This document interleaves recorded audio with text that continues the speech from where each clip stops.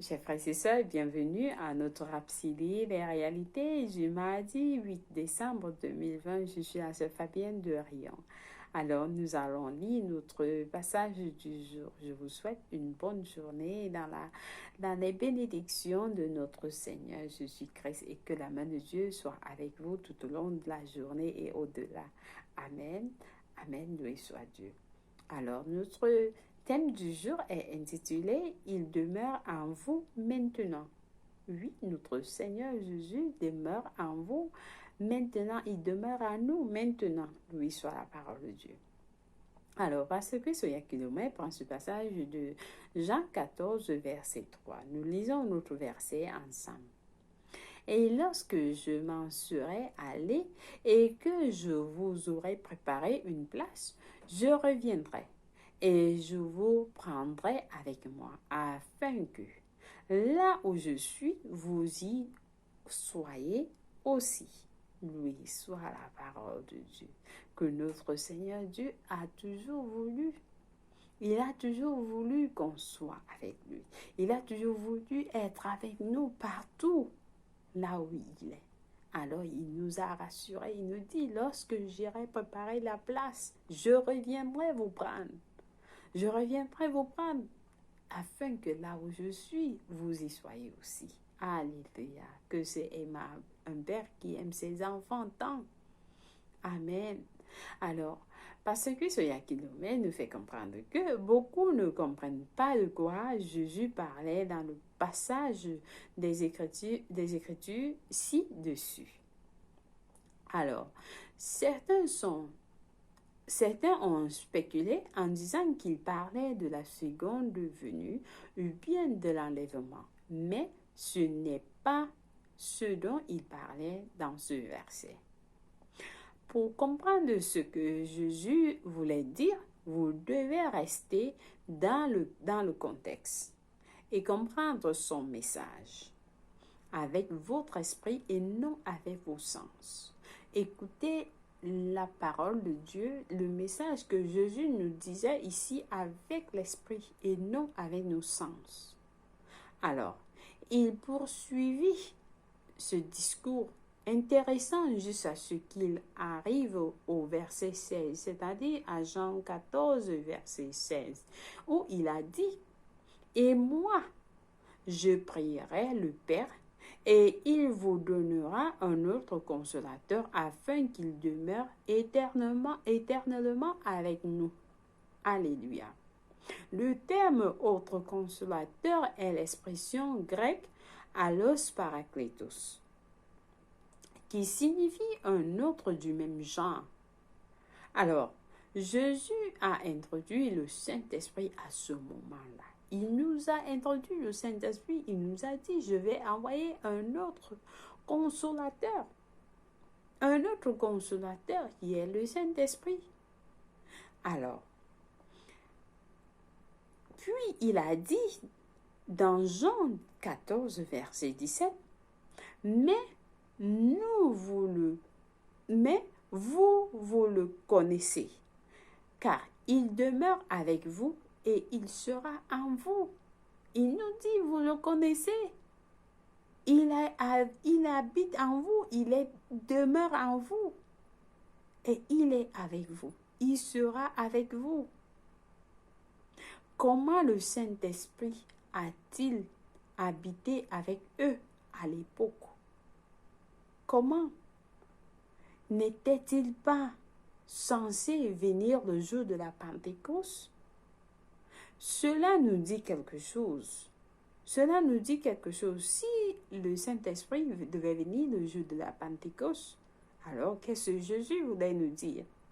Jésus ne parlait pas seulement du Saint-Esprit. Il se référait aussi à lui-même. Il se référait aussi à lui-même. Pour élucider ce point, il est retourné jusqu'à ce qu'il a dit dans notre verset principal, disant, je reviendrai et je vous prendrai avec moi. Loué soit Dieu. Puis au verset 18, il a dit, je ne vous laisserai pas orphelins. Je viendrai à vous. Loué soit Dieu, que c'est aimable comme Père nous aime tant. Il ne veut pas nous abandonner tout seul. Il dit, je reviendrai et je viendrai à vous. Comment et quand allait-il venir à eux, c'est-à-dire aux disciples en ce temps-là? Dans le verset 20, il a dit, en ce jour-là, vous connaîtrez que je suis en mon Père et que vous êtes en moi et que je suis en vous. Loué soit Dieu. Que c'est aimable. De quel jour parlait-il alors? Évidemment, il parlait du jour où le Saint-Esprit viendrait. Du jour où le Saint-Esprit viendrait. C'est de ce jour dont il parlait. Donc, quand il a dit « je viendrai à vous », il disait « je viendrai à vous par l'intermédiaire de l'Esprit Saint ». Je viendrai à vous par l'intermédiaire de l'Esprit Saint. Donc, Jésus est en nous. Notre Père est aux cieux et il est aussi avec nous. Lorsque vous tendez votre main, il tend sa main. Il dit, tends ta main, je vais tendre ma main avec toi. Regarde, je regarde, il regarde avec toi. Il voit dans tes yeux, tu vois avec les yeux de Dieu. Tu écoutes avec les oreilles de Dieu. Il habite dans toi totalement. Il est là. Alléluia. Et le jour de la Pentecôte, il a accompli cette précieuse promesse. Selon Acte 2, verset 4. Et ils furent tous remplis du Saint-Esprit et se mirent à parler en d'autres langues et selon que l'Esprit leur donnait de s'exprimer. Alléluia.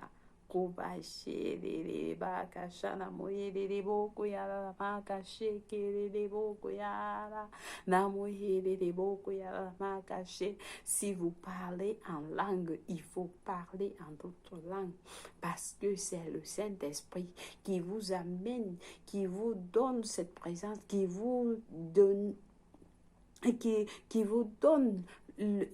demande de vous exprimer dans la langue de Dieu. Alors, c'est pourquoi c'est important de parler en d'autres langues. Parler en d'autres langues pour activer votre foi, pour recharger votre foi de temps en temps. Il est en vous aujourd'hui, dans toute sa plénitude. Loué soit Dieu. Oui, le Saint-Esprit est en vous. Dieu est en vous, vous le portez. Il habite en vous. Une fois vous donnez votre vie en Christ, il vient prendre de logement dans les quartiers de votre corps. C'est pourquoi la parole nous dit dans 2 Corinthiens, vous ne savez-vous pas que vous êtes le temple de Dieu? Ne savez-vous pas que vous êtes le temple de Dieu? Parce que vous portez la totalité, sa plénitude en vous. Et il est en vous maintenant. Loué soit Dieu. Alors j'espère que vous êtes bénis avec ce message. Et sachez que Dieu, ayez cette conscience parce que beaucoup ne connaissent pas. Beaucoup ne connaissent pas. Il faut avoir cette conscience que Dieu habite en vous. Il habite en vous complètement. Alors nous passons à la prière du jour.